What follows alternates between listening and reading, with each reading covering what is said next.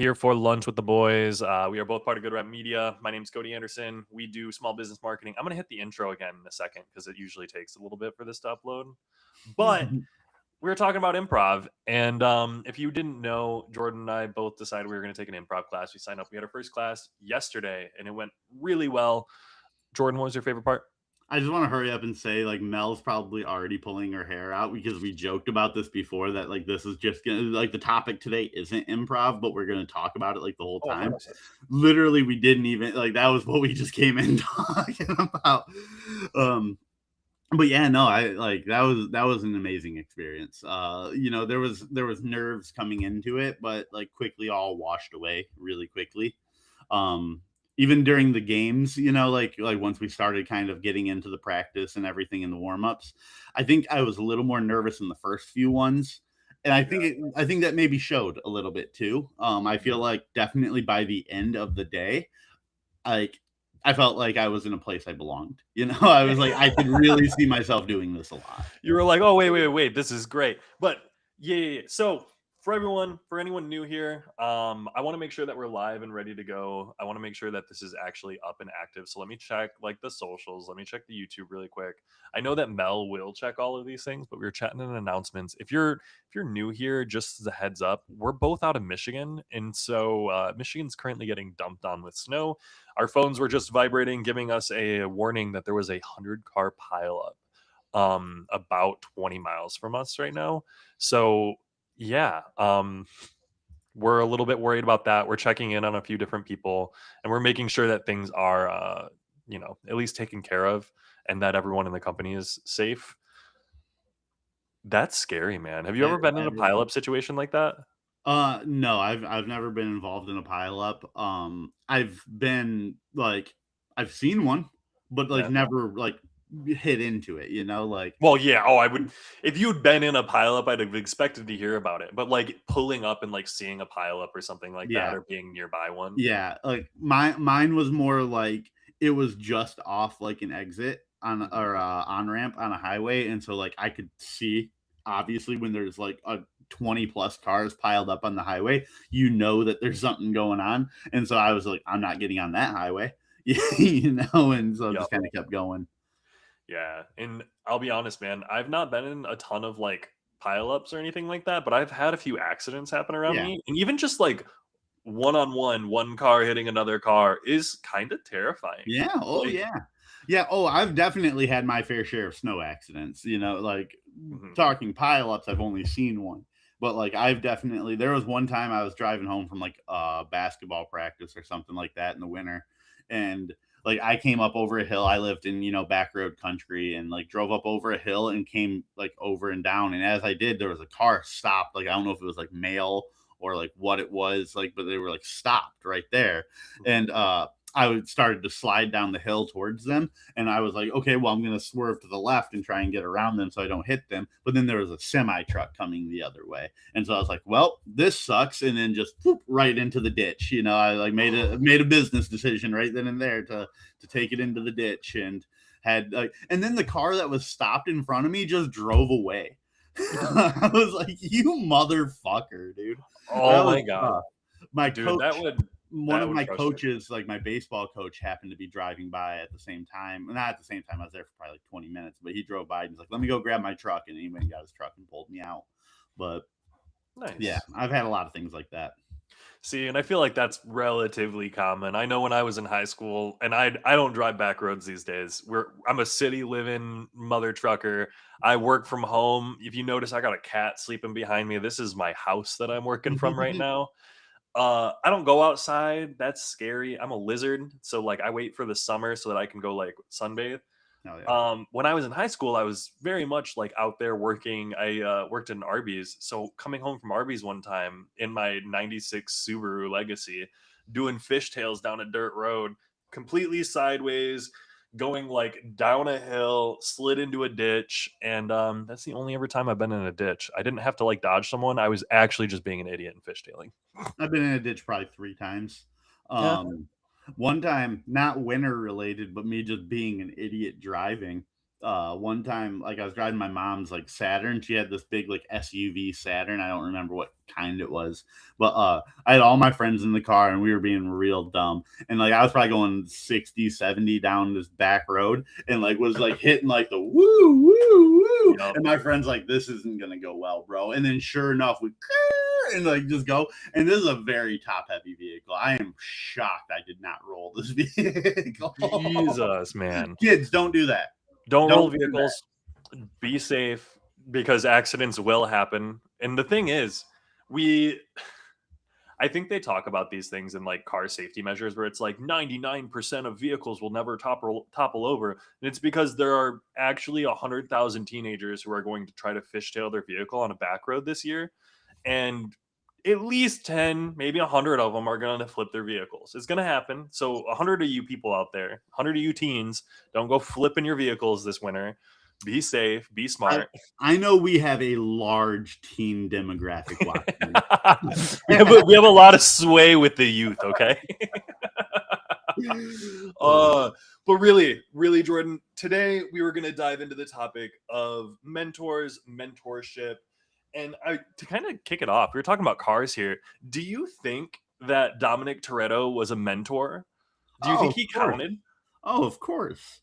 I mean, I've never really watched too closely to a lot of the Fast movies, but that being said, I've seen the first three, I think, and he had a whole group of people that looked up to him.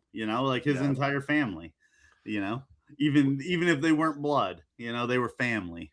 Which is 100% fair. I will say the first mentor, when we came up with this topic, for everyone who's new, welcome to the Good Rep Media podcast. My name's Cody. I'm joined by Jordan. We're the Good Rep Boys.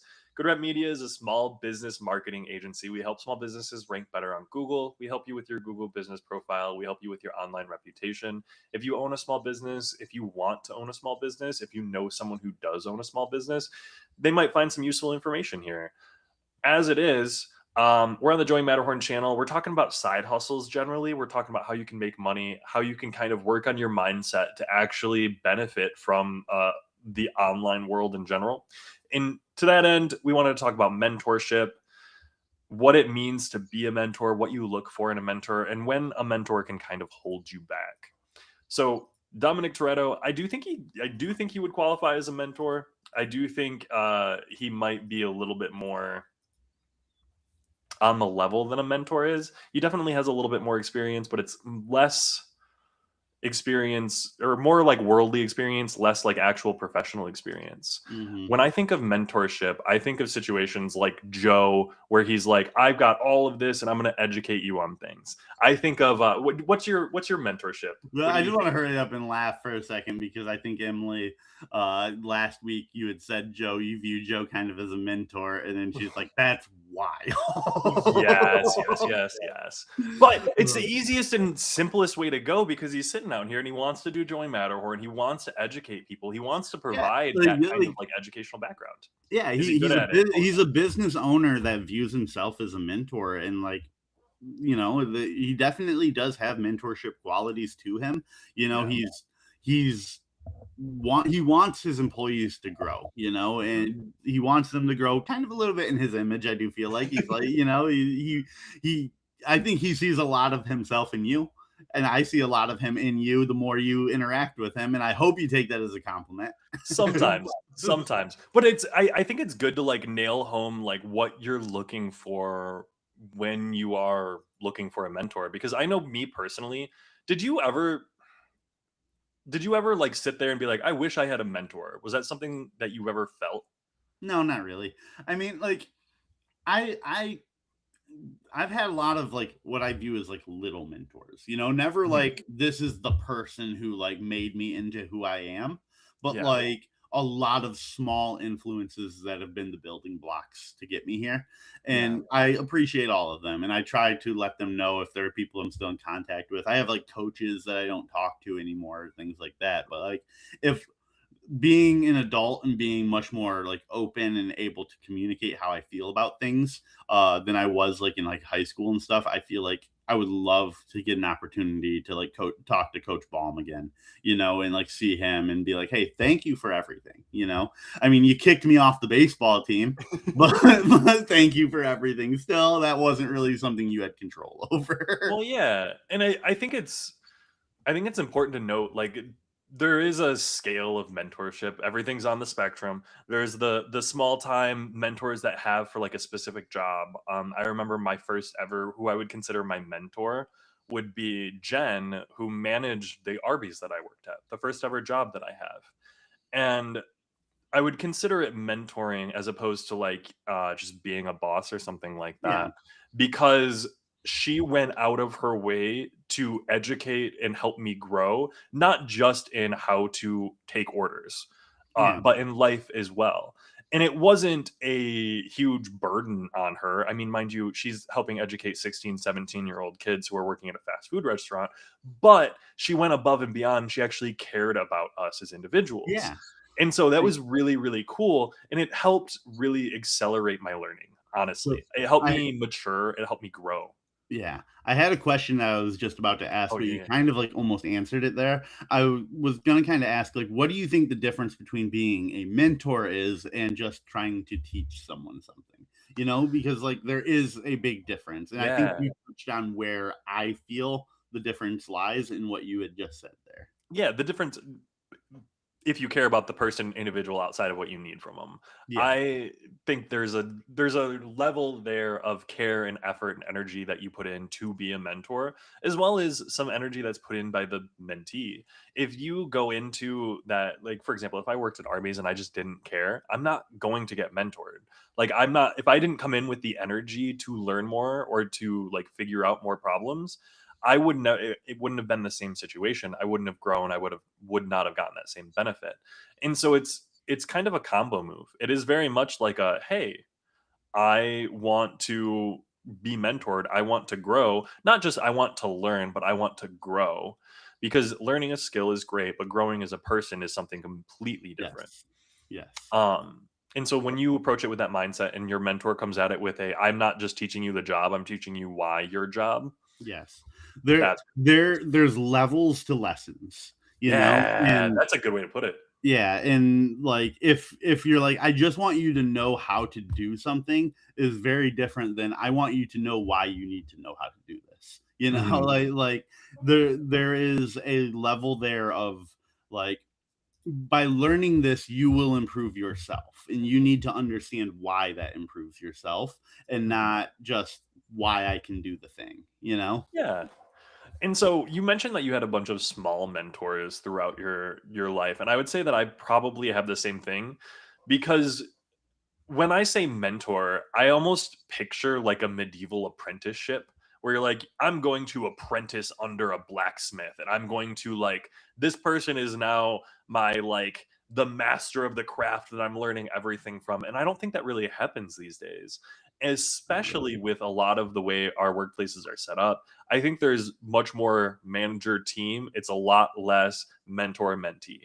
I want to be hesitant to say that because you and I aren't really in like a trade profession. No, Like, that is true. and like I think if like you wanted to go be an electrician, you would find yourself learning under people a little bit more than we kind of have in our position. And I think Yeah. that opens up a lot more like opportunities for like apprenticeship and things. And some places require it, like Yeah. I do Well, think like you have to like be an apprentice still to be in like construction or electrician, stuff like that. So I mhm. think it's a hard one for me to say like the world doesn't have as much of that because I recognize that that's just something that I haven't experienced. I guess that's fair, and maybe it's just the career choices that we've made haven't led us into a situation where that's kind of relevant, or where that's something that we would normally have, Hmm. where a mentor would be useful in what we do, but at the same time, a mentor can kind of almost hold us back because the internet has changed so much. You need Hmm. to you need to be able to change and adapt and learn new skills. And Yeah. so I think a mentor, if you're in marketing, is much more of a person who points you in the direction of learning new skills and isn't afraid to be like, I don't know what that is. Here's how to think about it. Here's how to do it a little bit differently. It's a lot Yeah. more of like a thought mentorship than anything else. Because I mean, hell, Yeah. uh, if you're going to be an electrician, you have to know frequencies and you need to know like hard facts. If you're going to work in marketing, you need to know people and you need to know how shit online works. You want to know what's a scary thing to realize? That What's that? like the combination of the law of large numbers and the new generations coming out, there's going to be people who consider Chat GPT to be their mentor. I'm 100%. Did we mention AI psychosis? I think we We have talked before, yeah. We've talked about it on the pod once or twice, but I'm really curious how much 2026 is going to affect AI psychosis. And I want to like sidebar for a hot second. Sorry to distract, but I've had my first run in with AI psychosis, or what I would assume to be AI psychosis. Interacting with a side project contractor that I was working with. Um, I kind of watched them devolve into using AI for coding everything, and it it's crazy to kind of watch how this devolved into hey, I'm using AI to do this. AI has so many powers. Oh my gosh, AI does everything. I just asked AI to teach me how to talk in the workplace. Like it got to the point where like I could see the copy and paste from him talking to AI and being like, "Hey, my I've been told that I'm unprofessional because I use AI. What should I say to that?" And it's a response from the AI talking about how you What a should. hilarious thing to ask it. It's it's really, really bad. And it's just like it's difficult to have a conversation because I'm like, "Hey, AI At is a that point, you're tool." talking to AI. At that point, you might as well be like, "Hey, I'm just going to go talk to Chat GPT. I'm not going to talk to you." Yeah. And it's really, really difficult to want to use AI because I'll be real. It's useful. It is a tool. We're going to use it. Everyone's going to have to figure out how to live in a world where it exists. But you're also going to have to learn to like regulate yourself around it. I mean, people use the internet too much. We talk about screen time. AI is going to be the same way, except I feel like it's even more insidious. Hmm. And that's just Yeah, yeah. It's going to be an interesting one. so. Like I Would said, you want ChatGPT to be your mentor? no. Do you talk to ChatGPT But like that? no, not at all. But like we said, like the difference between a teacher and a mentor is them caring about like imparting you with this knowledge, information, and lessons. Yeah, AI has 0% of that. AI doesn't care about you. It'll tell you it does, but it doesn't. It cares about its prompts. It cares about the response it's spitting out. you Doesn't don't care think about AI you or loves what you? you do with it. AI loves me. AI doesn't love everybody else. My AI girlfriend just absolutely adores me, man. Come Yeah, on, didn't you know? she loves me, dude. She loves Oh my me. gosh, it's like Neopets all over again, except like worse. But I want to develop a little AI to put into like a little Tamagotchi. Well, exactly. That's where I'm like, these are the kind of cool things where I want to turn AI into Pokemon. Like give them constraints so that you can raise an AI based on like your environment and you can interact with it and the things that you do will change and influence your AI and then I can go Pokemon battle my AI against other people or like play mini games. Like let me go play team fight tactics with my AI. Like let me use this Yeah, like thing that like grows. that would be sick if like you Yeah. could start like implementing like AI to actually like play games against you, like even if it was just like chess or something, which I'm sure they do. And like to an extent, I mean that's already what like single player video games were. Yeah. Those were very light levels of like artificial intelligence, more just like script programming than artificial intelligence at that point. But like, Yeah. yeah, that would be really cool because then like you could use it to teach you like what do I do in a situation like this, like hey, I want you to play it more like this so I can practice against that style or something. Like there Yeah. definitely is a lot of cool applications that can be used to teach you cool things. That's not a mentor. No, it's honestly more than anything else, I'm looking at it as an opportunity for you to become a mentor yourself. Mentor your AI.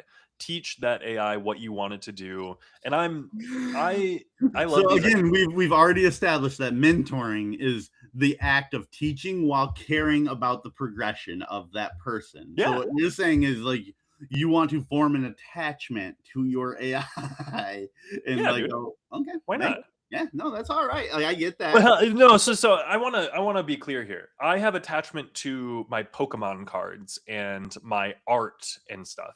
That's the kind of connection that I want. I do not want a connection to my AI like I You have don't want to my feel like you upset it. Yeah, Like, oh I don't no, wanna feel I like said I something upset wrong the and whatever. now my AI Pokemon is sad. Yeah, no, I don't wanna care about that. I wanna be able to be proud of it and, like, show it off. For example, I collect, displays. Yeah. I don't go hard on it. I could buy 100 of them if I wanted. I'm not going to. I collect a couple a year and I add them to a wall. At this point, I'm at like 5 or 6, and it's a cool little display. I am proud. It makes me happy. I like showing it off. I like moving them around because displays are like metal posters and you can move them on the magnets, whatever. It brings me joy. That's the type of thing. Like, give me an AI Tamagotchi that has like a learning limit so I can have it train on chess for 24 hours and then I can have it battle other chess AIs that have been trained, blah, blah, blah, blah, blah. And like there's a leaderboard and ranking and it reflects me. And I can be proud and say, hey, my AI has been studying chess for forever and it's ranked number 136th in the world out of all the AI chess bots. We should make a game where you do raise your AI and you teach it things and you grow it up to battle. And then you battle it against other people's AI. You and like they use the skills and stuff that you have taught them, and how well can they then use it against other AI. Yeah. That could be really cool. That could be like a lot of fun. Well, exactly. And these are like the cool, interesting places where I would like to see AI go. I'm not over here for like using AI for all this crazy whatever that we're doing and big data and monitoring people. Like that's kind of crazy. Let me have an AI Pokemon that I can raise on. Do you remember when we were We kids? When you could go to the grocery store and they had that thing to scan things at the grocery store? Yeah, yeah, I like don't you got remember what that was. like What just was that called? barcodes. I don't remember what it was called, but like yeah, like different barcodes would have like different like monsters and stuff that you can start Yeah. seeing. What a concept. That's That's sick. an amazing I concept. never did it, but I always wanted to. Well, now imagine you have an AI in your phone that geotags you where you go because your phone always has your location on whatever. It's like, okay, it's snowing around you. So now you're going to whatever. It's like Pokemon Go, except for running into random Pokemon. Raising up. Your Pokemon is out and about as you're walking around outside. And so it's getting used to the cold. And then you go inside and you're in mire and it's like, okay, it's getting desensitized to being overwhelmed around a bunch of people and also figuring out how to buy and sell. And like, I'm sure there's more you could do with it. I'm sure there's so much that you could do with that AI. And we're getting way too deep. Yeah, yeah. This is This isn't an AI conversation. no, this is We not. should just stop it and pull up a question. Boom. Do you think some mentors rely You on went to AI the to AI coach them? question, dude. There was 5 questions before it. Wait, You wait, wait. could Fine, where are we going? I have screws in my lower back from a That's not car a accident. question at all. Do drive safely, everyone. It's worth noting. I highlighted the comment as a somewhat of a joke, but realistically, we are all in Michigan, and make sure that you're safe if you're driving out there in the snow right now. Yeah. Boom. But given today's topic, how do you know when you need a mentor? I don't think that there's a situation in which you need quote unquote a mentor. I think a mentor provides a very useful shortcut in a lot of situations. So, for example, coming in and trying to learn about search engine optimization, SEO. If you try to come in without any knowledge on SEO and you're like, I'm going to teach myself, you can and will do well learning. You can go find a YouTube video. We can learn almost anything on YouTube these days. Now, I can tell you if you find a mentor who knows SEO and they can come and tell you and point you to the proper resources, answer your questions, care about your growth, and actually spend time, energy, and effort pointing you in the proper directions, your journey is going to take half a quarter as long because they will tell you the important things for what you need to know and they'll give you applicable ways to use that information you're learning. And I think that is huge. Yeah. Absolutely huge. I do think, to answer the question as well, it's hard to be like, when do you know you need a mentor? Because it's hard to like, if you're trying to force mentorship, then like it becomes like you almost defeating the purpose. Like it's hard to go looking for a mentor.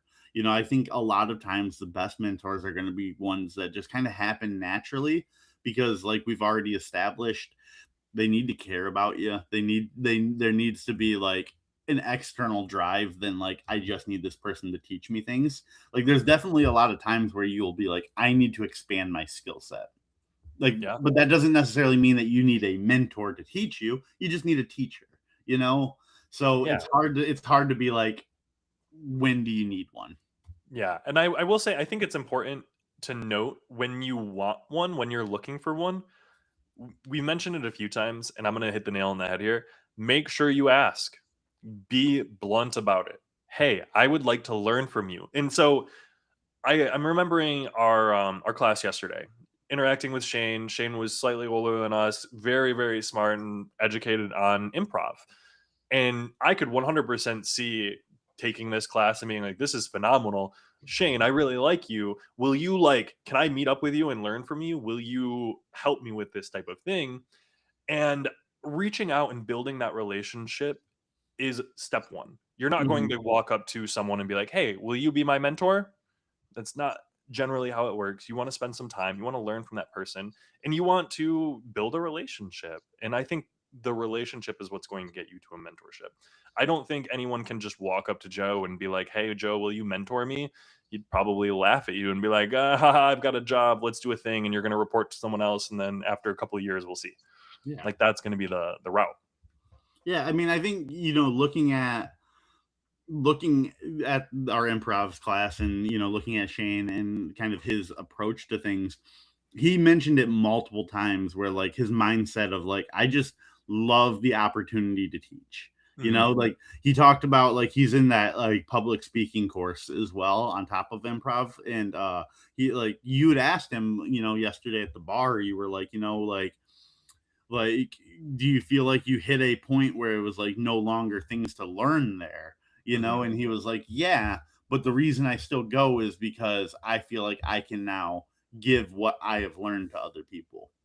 And Yeah. so maybe like there that's still mentorship, even if it's not like a like I want to like better like this one individual in particular and then see them improve. It's like, no, I just want to mentor like a whole group. I want to like make sure everybody involved is leaving better for this.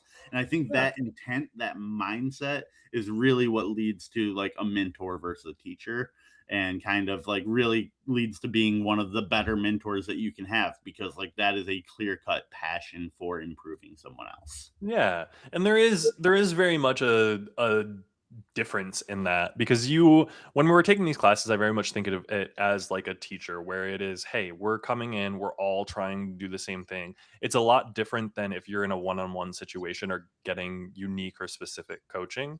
I'm thinking of it like we would hop on stage and we did a couple of games for this improv class. And when we would get up, for example, the classes of 12, six of us would get on stage and we'd do a little game. And then after that, it was a kind of group. Hey, what did you think? What did you like? What didn't you like? Do you have any feedback?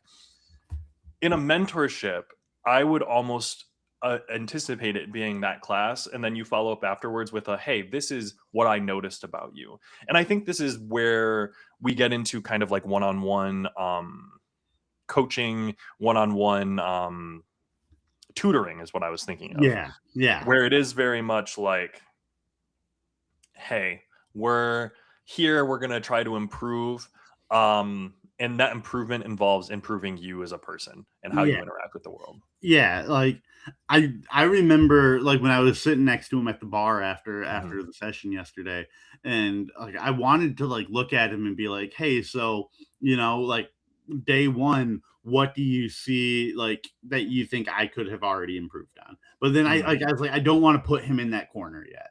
Like that will probably be a question I will ask him, but week 1 wasn't the time. Yeah, Yeah. like, because like really all it was just trying to knock rust off people or just like give them the idea of what we're doing. I don't think it was we're going to tweak you to improve you yet. Yeah. So We're I very I felt like some of my questions I was asking, I was almost like jumping the gun, because oh, and we'll talk about that later, but like also I do think they were important things to kind of ask in the moment. But like yeah. yeah, Well, it's worth noting. I 100%, and I don't want you to feel bad about this, but I think you jumped the gun quite a few times. But I think that's good, and it shows that you're like interested in the class and you're paying attention and you're like, hey, this is what You- I'm interested in. Let me redo this. It means you're taking it seriously. and And I think this is the place to do it. and there was also that level of like he asked us like how do we feel about this, and then there was a moment of quiet. And as the leader of a 10 a.m. call every day, when you have a call and response moment and you don't get a response, it can be deflating, Yeah. so like maybe some of those questions were almost just being asked as like a hey, let me fill this space so that you do like maybe like, and then like the person behind me maybe might feel more comfortable asking their questions after I've asked a question, like little things like that. Yeah. Well, and it's very much I took some very like I took notes from him because phenomenally he went up there and he's like, "Hey, so when we did this game, we're going to name 5 things. After they say one, everyone in the group says one and claps. After they say the second one, everyone in the group says two and claps. And at the end, we all say a thing. The call and response, getting everyone kind of involved. I think he really fast tracked a like vibe energy between everyone there where everyone was Mhm. on the same page because we were all trying to participate in the same thing. Now, Yeah. getting people to that level where they're kind of interacting and more comfortable, I think that's what the first class and probably the second class is going to be all about. Yeah. And then we're going to be able to get into like the logistics of like, hey, because I think I did the same thing. I talked about at one point body work and how to like move and actually display. And he was like, well, we actually get into that in week 6. And I was But like, like, oh, but like, still asking those questions before yeah, we actually get there is still important because, like, then he knows when we get to that in week 6, he can call back and be like, "So we talked about this a little bit, yeah, and this is now like this is where you're going to apply that." So, like, we maybe jumped the gun, but like we did it in a way that really gives us a clear, painted picture of like what the next 7 weeks are going to look like. yeah. So, to bring that kind of back around to like the mentorship style conversation that we're having here, we were talking about how mentors are necessary in some points, but I do think that there is a point where self discovery is maybe a little bit better. Yeah. Do you feel like There's, you've ever sorry if you have a oh, thought no, you no, were no, go ahead. continuing there. Do you feel like you've ever had a mentorship role to someone else? Ooh. See, and this is where, yes, But, but like, you I also don't wanna be knew. like, "I'm a mentor." Yeah. Like, Well, it's because it's like, not for you to decide if you are a yeah, mentor. I don't want to sit here and be like, I am mentoring a bunch of people, but also I want to, I would feel more comfortable calling myself a coach. Like, always wanted to be a teacher. And so I think into the idea, like, Shane came in and he was talking about, oh, I enjoy teaching. This is what I love doing. I was like, vibes, brother. Same. And so I like that energy of like, let me teach, let me coach, let me be that person who can kind of like point things in a direction and challenge. I Yeah. I don't think that I'm an expert on a lot of topics, a lot of subjects. I know local search really well, so that's why we're here. But I don't think that I am like a life expert by any means. I think I Yeah. have a little bit of advice and I think I'm getting there. Like I've got a couple of sayings at this point, and that's where I'm like, maybe I can make it as a mentor. When I start saying, the spoon stuff, we start talking about just do it. What are Yeah. the Do the flow thing. state? Yeah. I've got a couple of philosophical things that I'm like basing my life on that I can now consider as like imparting wisdom. Yeah. Do you ever feel like sometimes you and, like, this isn't me saying that I see this in you, but do you ever feel like sometimes you're, like, trying to push information to people that maybe, like, you don't need to be doing that at that time? Oh, 100% all the Yeah. time. Oh, Literally it's during improv, like our very first game we did where it was like the you give people a yes and then you point at someone else and wait for them to say yes and then you start going to their spot. Like mhm. everybody was fucking that up. It Everybody was was. bad. And I don't get how they were. That my brain was like, this is so simple. Like, how are you guys doing this wrong? Did you And have then to I was physically sitting there hold yourself back? correcting people. I don't know if you heard me. Like every time someone would do it, I'd be like, you're doing that wrong. Yeah, I wouldn't say you're doing that wrong, but I'd be like, make sure you do this. And I'm like, I'm not the one who's supposed to be there doing that. No. And so like I hope that me doing that doesn't come off. And I mean, Shane's such a good guy. I don't think he would ever, be like, No. oh, like this motherfucker, but like You on still that want to be same note, like respectful. exactly, yeah. And so like I'm like, oh, I shouldn't do that, but it's also so hard for me to not, you know? I 100% was there at certain points where I had, and this maybe sounds bad, but I had suggestions where I was like, "Hey, when we start a new game, can you like bring someone up and like show us an example before you bring everyone up? Like, Yeah. can we do a round with a couple of people who do understand? And I don't want to be like some people understand, some people don't, but I like, hey, I volunteer. feel that so much because literally we did one game and I was like, a note I have on how maybe you could do this a little differently. And it's like, who the fuck are you in improv one day one to be like, let's Exactly. tweak this game? But like what I said, like, remember when it was like the like maybe like have them like do something physical to like the person who Oh yeah, yeah. initiates actually like let someone else be doing something, so then they have to be like interpret that and then like they paint the scene like that could I feel like there's a lot of value in that. Like it's one extra step, it's something different, but I think that like it could be a valuable like skill to pick up, you know? And Yeah. so Well, and he came back immediately after and he was like, "Yeah, so that's a game that we're going to play later on when we do." And I was like, like, "Oh, hell he yeah." did say it's different though. Like the game we're gonna play later on is different. And so like there's a part of me that's like, this could be a good alt for that game in particular, though, you know? And I it's funny because I had the exact same thought on that five things game. I've told you about my game where I'm like name one, name two, name three Yeah. as you go around in a circle. It was Mhm. That's exactly the game, Yeah. except it doesn't have everyone doing the same thing, and mine's a group style. And so as soon as he was saying it, I almost wanted to like speak up and be like, "Ah, I do this all the time."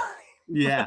Dude, when we got to the game where it was like freeze and then like you like tap out, I've seen that a lot. Like I like Mhm. in the improv videos I've watched, I've seen that game a lot. And I was so excited for it. And then I was like, but I don't want to be like freeze and then jump in and then step out and then freeze and then like just take it over, you know? And so like the whole time I'm sitting there like watching for other people who look like they're getting ready to jump in. I'm like, I just want to jump in. Well, and it's I do feel almost, and we'll get back, Mel. I just saw Mel drop another question. We're gonna get back to the topic. This will be the last thing. But when we were in there, there are definitely people who are more comfortable, and I think you and I are some of the more comfortable people because I don't think we're afraid to be weird and like make a Mhm. scene and like step up and do the thing. Like I'll make a fool of myself up there. That's kind of Yeah, what we're here for. Like we're exactly. gonna do it. Exactly. I think you and I were the only two people who ended up on the ground at some Yeah, point. I described a couple of like the scenes that we did, and I will say there was one where we were like it was the three liner where you and I like walked up together, and I Yeah. was like, "Oh, I was Dad, excited. I like that was a counted good one." ahead and saw that I was gonna walk up there with you, and I was like, let's fucking go. Well, and I almost felt bad because with the clap game, I realized I like 2 or 3 times in a row I clapped, but it was to join you and like take your partner out, and I was like, "Oh crap. I'm not trying to just do Jordan. I just want to take that Yeah, but position." we saw a good opportunity. And like I don't think anybody really felt that because like No. we did a good job of like not being at each other's hip that entire Yeah. like day, you know. So it didn't seem like I don't think I anybody don't was think there was taking it any that way. issues or anything like that, but it was Yeah. good. But to get back to it, I want to highlight how do you compare life coaching to a mentor? Do you think these roles are interchangeable? First of all, have you ever had a life coach? Do you know No. any life coaches? Mm-mm. I don't know necessarily the difference between life coaches Like, and isn't mentors, life but coach like an actual like profession? It's like you hire a life coach, like, and I think that that inherently, like at the start, can't be a mentor because like that is someone who is just like doing that's the equivalent of a teacher again. You know, like they're Mhm. just a teacher about how to live your life. You know, and so like maybe I could see it evolving into a mentorship, you know, like if like you connect with your life coach. I mean, this could be me misunderstanding what a life coach is, but like if Mhm. you hire on a life coach to be like, hey, help me get my stuff back on track, and then that life coach is like, man, I have a genuine like connection to this person and I want to see them improve, not just for the paycheck of being a life coach, you know, but because like they have buy-in to your self-improvement, then that becomes a mentor. But Yeah. like I don't think they're mutually exclusive, but I also don't think that like just by being one implies the other.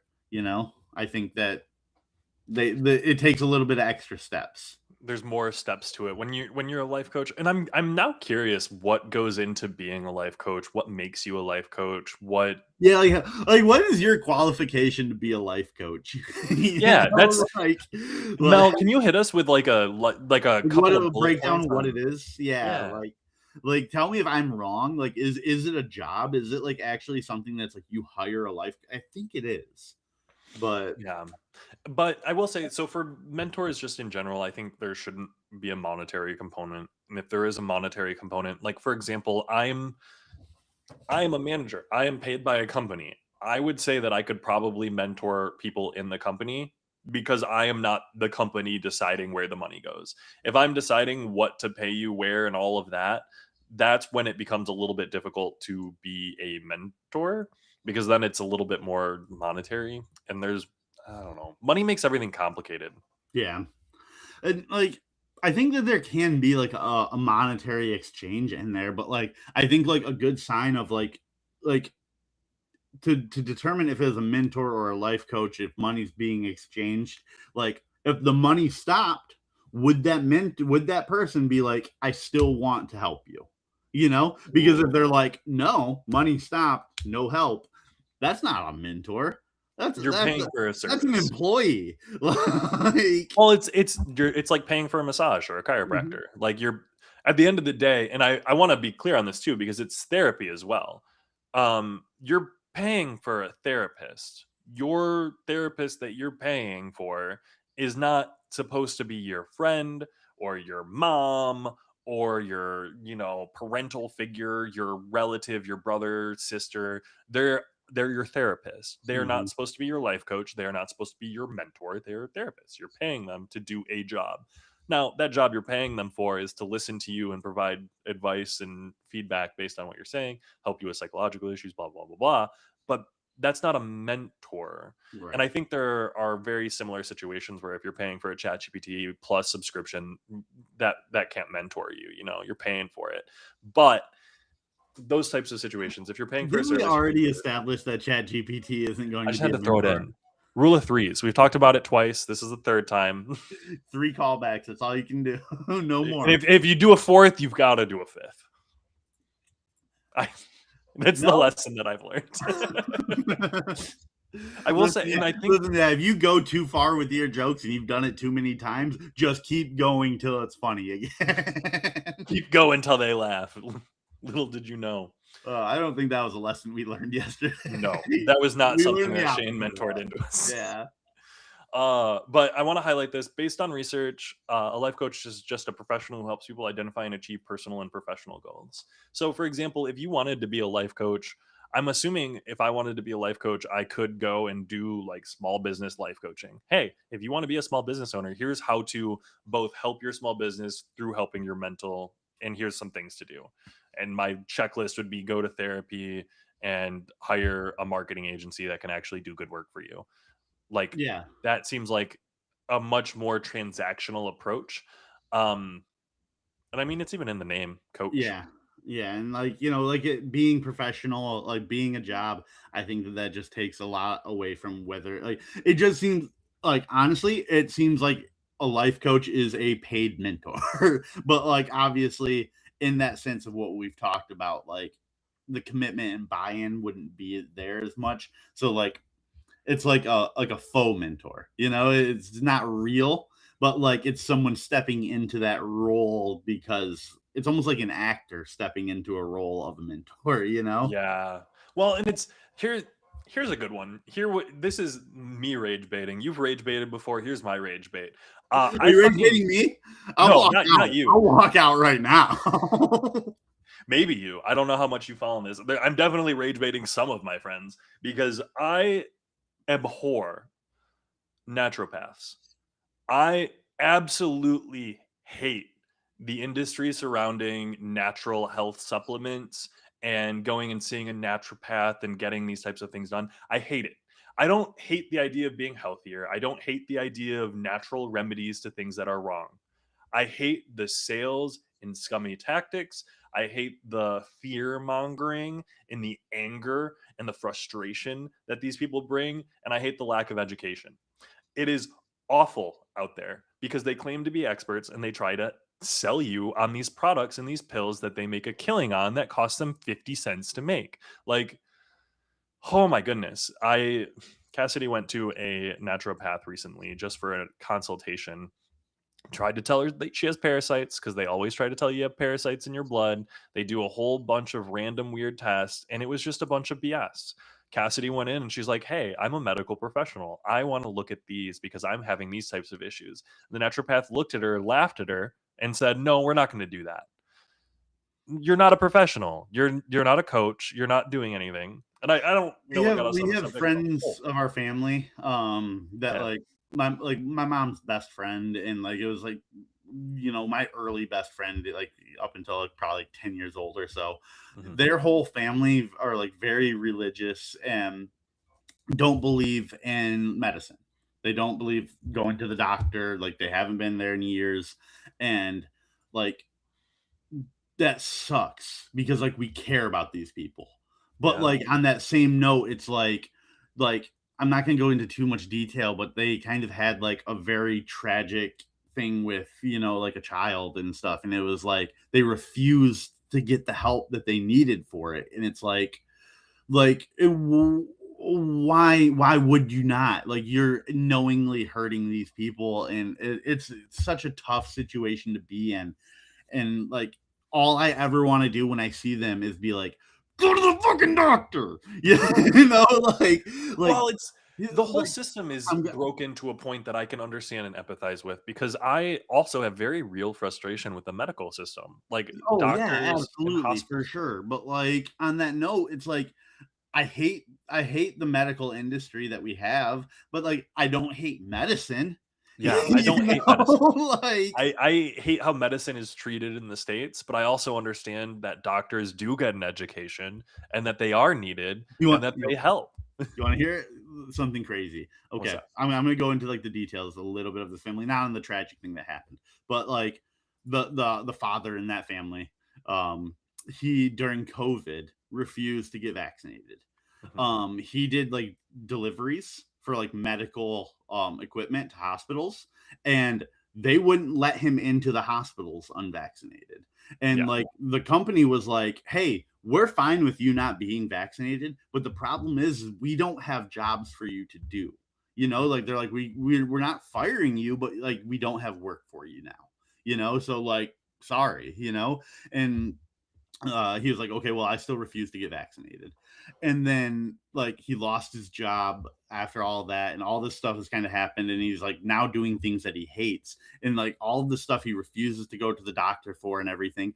And then he went up to my mom, and because my mom has insurance and everything, and was like, you should try and get prescribed to like GLP-1s, like the Ozempic fat burner appetite suppressants. He's like, because I kind of really want to try that. And we're like, go to the fucking doctor, dude. Like, What? yeah, it was like, dude, That's insane. yeah. And like then like I became like, was it even you didn't like, because they definitely are far right. I'm not sitting here and making like statements on that or anything, but like, was it the Let's hear it. vaccine you didn't get because of medical reasons, or was it because of political reasons at this point? Because now you're trying to stick yourself with a fat burner, Yeah. like, yeah, I the fear mongering is just too much for me. And I grew up very scared of medical facilities. I was one of those kids, like, my parents never really took me to the doctor unless I, like, needed it. I had my yearly checkups, but I mean, I remember, like, getting hurt or getting sick, and I didn't go to the doctor. That wasn't, like, a normal thing. And so when I was in my teens, as in college, as a young 20s, mid-20s, I just never went to the doctor for almost anything. And, like, breaking that habit and going back and, like, getting in is awful, first of all, because you need to get caught up on everything. You try to, like, go in for a meeting, and then they give you pushback. "Oh, we can only touch on one thing every meeting, and if you have a second thing, you have to have a second appointment so that we can charge you a second copay so that we can get your insurance to pay us more because that's blah, blah, blah, blah." And it's just a bunch of red tape trying to get in because you're like, "Hey, it really yeah, hurts when I whatever." yeah, and like I'll admit, like I haven't been to the doctor in probably 6 or 7 years. I Yeah. need to go. I know I need to go. It's not a reason of like, oh, like, I don't like the doctor or anything like that. It is 100% an adult anxiety. Yeah. Like that's the thing that stops it. And I know I need to, but I also know going to the doctor for the first time in 7 years is going to be like what you just described. And I'm like, "God," and then that just raises that anxiety a little bit more and makes it that much harder to go do, Well, and and it's something that we've talked about a number of times when we've talked about like mental health and dealing with this. And honestly, more than anything else, we're talking about mentorship, and I feel like this is us providing mentorship to the people who might be listening, where it's like, hey, I care about my viewers, I care about my small businesses that I work with. Take some of this advice and like run with it because it is useful. But you definitely need to take care of yourself and get out there and go do those things. The When you sit there and you don't, that anxiety sits in you. You mhm, deal with it. It takes up space in your brain, and you don't necessarily think about that space that it's taking up. But I can tell you, for example, I have like back taxes from the city because I didn't know that I had to pay city taxes for one of the years or something like that. And I just haven't called them. And I can tell you that I've randomly had that thought pop into my head about like, oh, I need to go solve that. I need to go deal with that. I need to go deal with it 5 or 6 times. And that's just thought. If I would have solved it in the first one, I wouldn't have had to do it yeah, next and 5 or and 6 then times. on top of that, it's always so silly in those situations because, like, the moment you go do it, you're gonna be like, why was I making such a big deal about that?" It's just It's your usually your not as brain's bad. crazy, like, it makes you feel things that you shouldn't feel a lot. Yeah, and it's almost never as bad as you think it's going to be. It Mm-mm. almost Sometimes it's never. worse. Sometimes it's worse. It's worth noting, like, Cassidy going to the dentist. Dentist, another thing, really, really, really suck. I can't Also really imagine there's a expensive. single person on this planet that's like, "My favorite place is the dentist." I don't I'll be Math real, I don't think gifts. dentists like the dentist. Like, I'll be real, I don't they are all super chipper. Whenever I go to the dentist, they're always super kind, but I'm like, I think they're Well, hiding a you deep inner you darkness. can't work in a dentist office and, like, not have a positive attitude because, like, if you like, because you're going to impart that onto the people coming in, and, like, that's going to make for shitty dental work, Like, if someone's, like, all salty, nervous, shaking and stuff, you're not gonna get a good cleaning. Yeah, and so bringing it back to the whole mentor situation, I know, we're kind of all over the place. I wanna hit all the nails on the head. So, mentorship, it is important. If you want to find one, if that's something that you're looking for, they can definitely help you with shortcuts.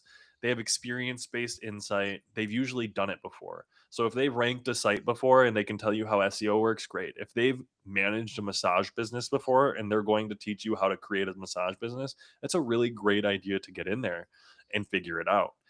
Now, there are some times where self-discovery and figuring it out yourself is better. And I think when you're trying to do something unique, when you're trying to do something for you, those are when you want to be independent. I know for us, like on the podcast, if we had someone come in and coach us on how to do all of this better, we could probably improve a lot more Mhm. quickly. But also, we're figuring this out, and it's kind of what we want to do. How are we going to approach it?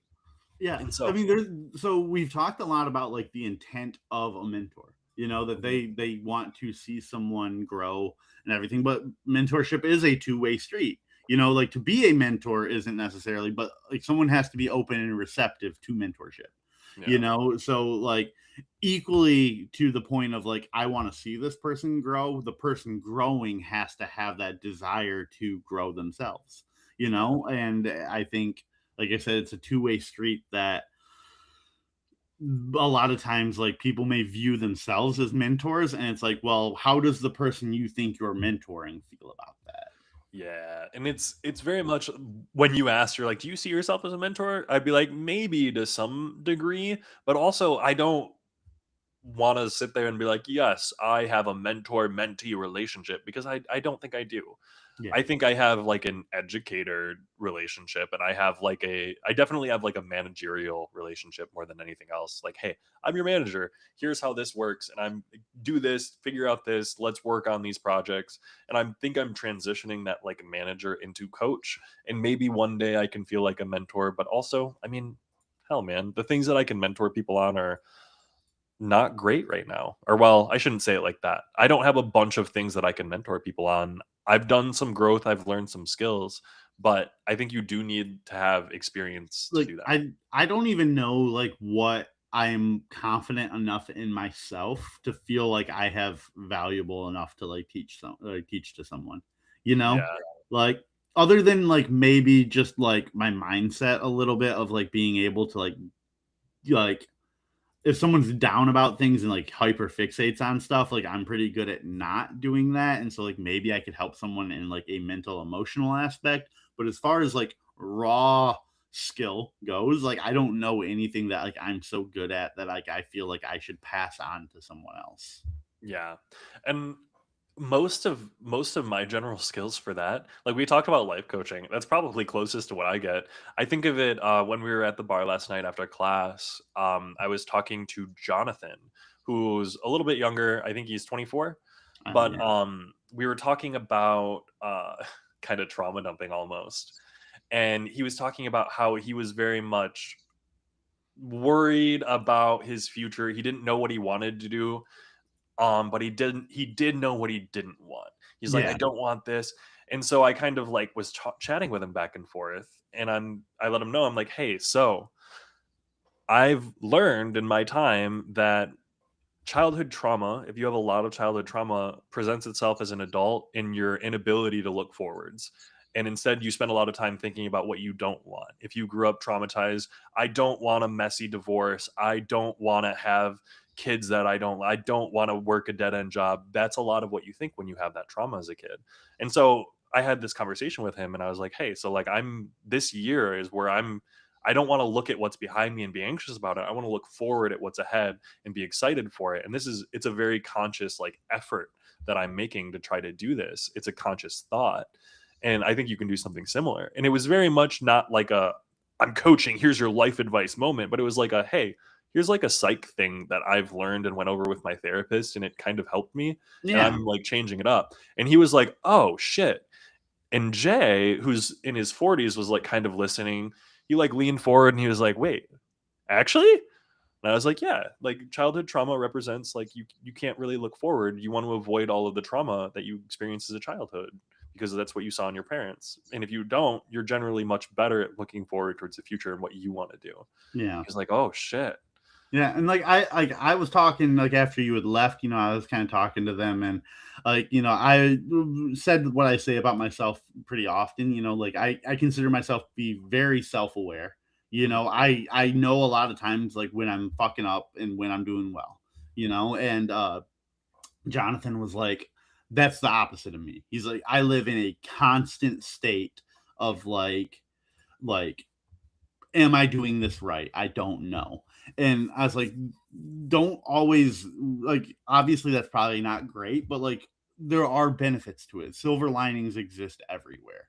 Mhm. Like for me, like being self-aware sometimes is a detriment because like when you know you're fucking something up and then like you don't do something to improve that, it compounds very quickly and it leads to more like mess ups, and so like there is something nice about like not knowing and then just taking the step forward. Yeah. And it's difficult. There's a lot that goes into it. I don't think that there's right and wrong ways to be a mentor, mentee. I think picking the right mentor, finding a good mentor is important. I made a note here, and I do want to highlight this because we talked about it a little bit earlier. Short term and long term mentorship is 100% there. Hmm. For all intents and purposes, we've only been going to this. We had our first improv class. Shane is probably not our mentor, but I can see him for this being one though. improv class, what? I said I could see him being one. Well, exactly. Next week we go in and we get a little bit of one on one. This is a short term chance at getting a little bit of mentorship. Hmm. Like this teaching education, definitely a short term mentorship opportunity as opposed to a long term mentorship where you're like, hey, I want to like do this project over a couple of years. I want to grow as a person. Let's make a standing once a month hangout type deal. That's a lot different. And so you want to make sure you're finding the right person and you want to make sure that you're setting yourself up to find that right person by going from short to long mentorships. Yeah. You probably shouldn't walk up to someone you just met and ask them to mentor you for years. You should probably go up to someone and ask them, hey, I want to do this specific project. Can you help me with this? And then when they help you, if they get into it, they figure out that project, you can move from there. Yeah. I'll be honest though, I almost think of it like Big Leaf, because if I look at like mentorship, I'd almost say Eric mentored me a bit. I don't think he went out of his way to like, educate me or coach me or anything, but I've definitely But learned he was from always, him. but like Eric was always there if you needed to bounce something off. You Yeah. know, Eric And he is also always gives a there, good example. and he wants to see you improve, and you Yeah. want to take the information he gives you and apply it. That is Yeah. for sure mentorship. Yeah. And I would consider that, I mean, we're getting like nitty gritty with it because it's definitely a friendship, Yeah. mentorship, like So, like, whatever. There's experience. not all mentorships are the same. Not Yeah. all are like he's teaching me everything I know comes from this person. Some of it is very much like I just get little bits of information, but I use it, and Yeah. like that's all it needs to be. And you can be a friend with your mentor. You probably should be a friend with your mentor. Yeah, you probably want them to be friendly with you. But let's close this out. Mentors can be powerful catalysts. Self-discovery builds your unique path. The key is knowing when to ask for help, when to explore solo, and how to integrate both into your journey. You need to do some things by yourself. You need to figure it out by yourself. When you come into questions, when you come into difficulties, don't be afraid to ask someone for help. And I challenge you all, if you're listening now, this week, identify one area where a mentor could provide guidance and one area where you can experiment individually. Do you have something where you're like, oh shit, I wish I could get or ask someone more about this? And do you have something where you're like, I'm going to figure this out? Challenge yourself, look for it in your day to day.